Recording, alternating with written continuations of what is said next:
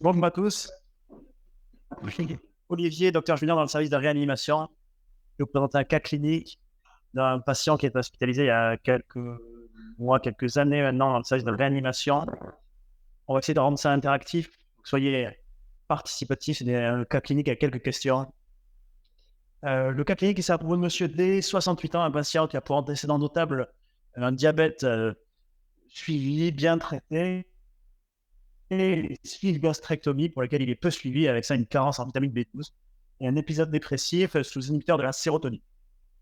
Le patient se présente aux urgences pour un tableau de confusion sévère, avec concomitamment des troubles métaboliques, une hyponatrémie à 100 doses millimoles par litre, une hypochlorémie, et puis une altération de l'état général sur plusieurs semaines. Il a réalisé un scanner abdominopelvien et thoracique aux urgences qui ne retrouve pas de particularité majeure en dehors d'un aspect de colite au scanner, aspécifique d'après le radiologue.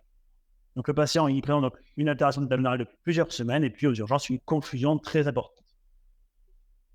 Il est hospitalisé devant cet aspect de colite dans un service de gastro-entérologie après avoir pris un avis auprès des néphrologues pour la conduite à tenir sur ces troubles ioniques. Donc là, rapidement, qu'est-ce que vous proposez en hospitalisation pour explorer ces troubles neurologiques et pour traiter cette hyponatrémie? 4 propositions, qu'est-ce que votre avis? Oui.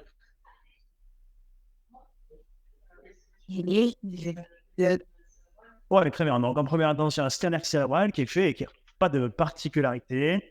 Et puis, un test de restriction hydrique qui, éventuellement, après, pourrait être suivi par du sérum salé isotonique selon la clinique. On n'est pas là pour discuter de ça, et plutôt que de l'hypertonique. Donc, le patient, finalement, il évolue défavorablement dans le service de gastro-entérologie, présentant une détresse respiratoire avec une confusion qui se majore malgré une amélioration de la natrémie. Il apparaît également un état de choc avec une dysfonction cardiaque et le patient est hospitalisé en réanimation pour, dans un premier temps, faire des traitements symptomatiques en pratique de la VNI, de la dobutamine et du furosémide. Après 48 heures de cette thérapie, le patient évolue favorablement et puis à J7 de réanimation, il présente une dégradation principalement neurologique. Un tableau de coma, de trouble de la vigilance avec un Glasgow qui est évalué à 5, sans signe de focalisation, sans mouvement pupillaire, le tout fébrile et avec un état de choc débutant, état de choc plutôt vasoplégique. Quelle conduite à tenir vous proposez face à ce tableau donc, de coma fébrile? Il y a plusieurs propositions. Dites-moi qu'est-ce que vous auriez fait. Richie, qu'est-ce que tu aurais fait? Coma fébrile.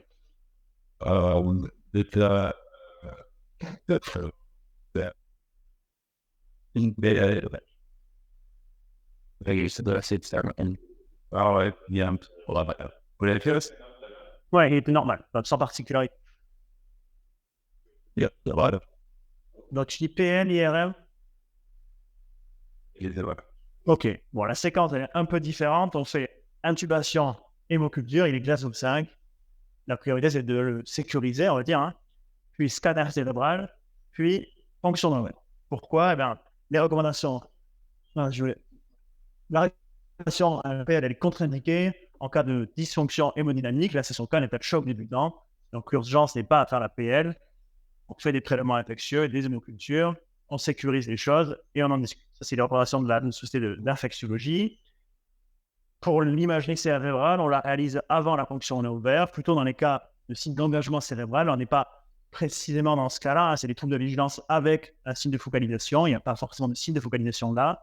Mais devant la dégradation très brutale à un Glasgow 5, comme patient qui était Glasgow 14 la veille, quelques heures auparavant, mais il faut s'assurer qu'il n'y ait pas une autre cause. Et donc, un scanner cérébral est fait. On va revenir sur les images plus tard. Donc là, on a dit intubation, scanner, ponction lombaire. À la ponction lombaire, on retrouve donc 1800 tas, ça ressemble à des BGN, des éléments à prédominance de polynucléaires neutrophile, une méningite, puisqu'il y a une hypoglycorachie, une hyperprotéinorachie à plus de 4 grammes, et puis la description de BGN, secondairement identifiée quelques heures après sur du FIMARE, comme du Pseudomonas aeruginosa. L'IRM qui a été faite, ça c'est quelques jours après la dégradation. Qu'est-ce que vous voyez là? Qu'est-ce que tu vois sur cette IRM? Assez simplement,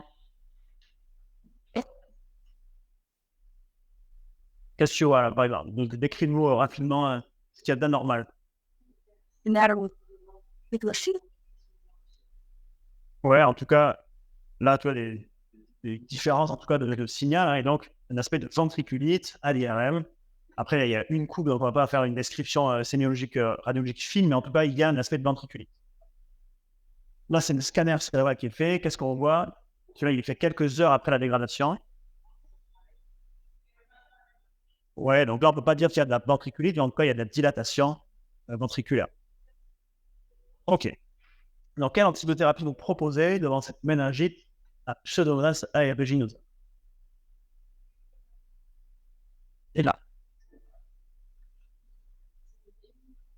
Ouais. Donc, bon, là, c'est pas évident non plus, hein, parce qu'il n'y a pas de recommandation très claire sur les méningites à BGN comme ça. Mono ou bi-antibiothérapie, ben, on n'aura pas la réponse aujourd'hui et c'est pas le sujet. Corticothérapie, probablement plutôt non. Hein, c'est quelque chose qui est plutôt pour les méningites à pneumocoque. Les seules recommandations qu'il y a, c'est la recommandation de la SFAR sur les méningites qui sont dites nosocomiales. Donc, on peut considérer qu'on est dans ce contexte à guise d'hospitalisation, quand il y a sans méningite et qu'il y a secondairement une méningite qui est donc nosocomiale. Et dans ce cas-là, il décrit, désolé, là, c'est pas très joli, mais soit de la ceftaroline, soit du cefepime pour ces méningites qui décrivent notamment à Pio. OK. La durée de traitement, là aussi, c'est une question. Il n'y a pas de réponse formelle. Quelqu'un a une idée? Camille? Hein? Ouais, donc en tout cas, là, c'est pareil, la relation de la SPIF. Pour les méningites à BGN, il n'y a pas de réponse formelle pour le PIO, mais on dira entre 14 et 21 jours si on considère comme des germes plutôt récents. On oubliera à 21 jours et à raccourcir selon l'évolution. OK. Donc maintenant, on a donc une méningite à PIO. C'est un patient qui n'a pas beaucoup d'histoire neurologique hormis cette confusion. Quel est le bilan étiologique que vous faites? Comment explorer, disons, la porte d'entrée de cette méningite? Est-ce que vous avez des idées? Léa? Ouais.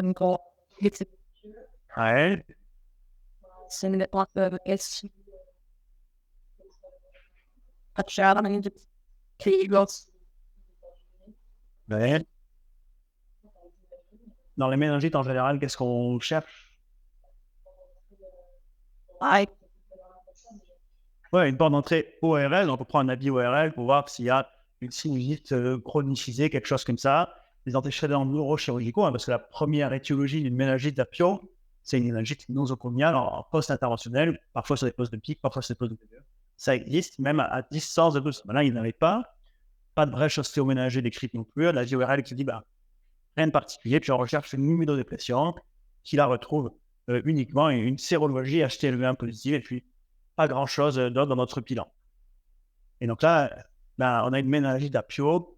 Quel est votre diagnostic?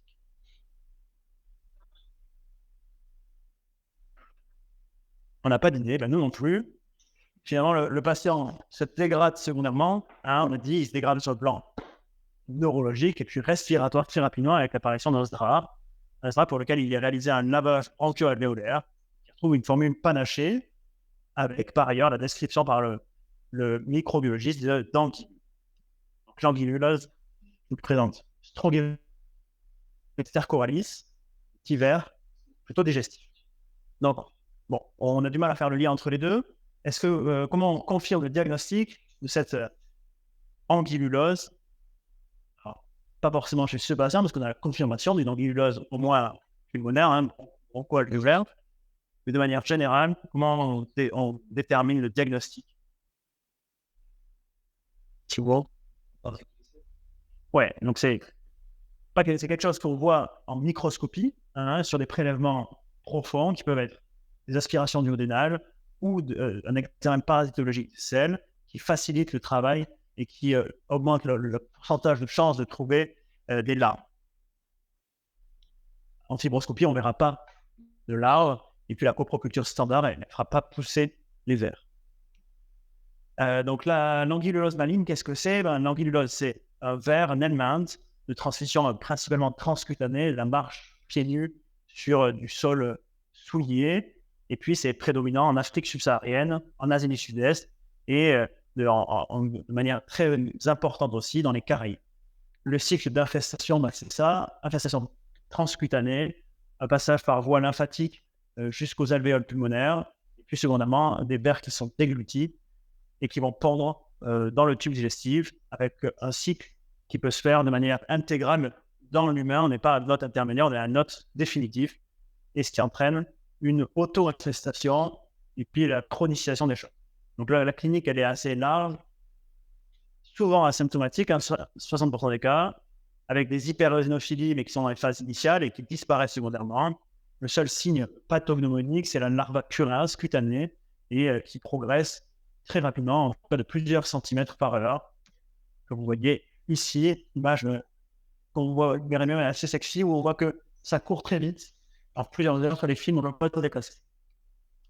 Donc, le diagnostic, on a dit examen pathologique des selles, à répéter, c'est important, 3 jours de suite, puisqu'il y a que 30% de positivité par prélèvement. C'est quelques larves par jour qui sont fondues, et donc peu de chances d'en trouver. Après, on peut faire d'autres thèses, notamment des sérologies qui sont moins spécifiques.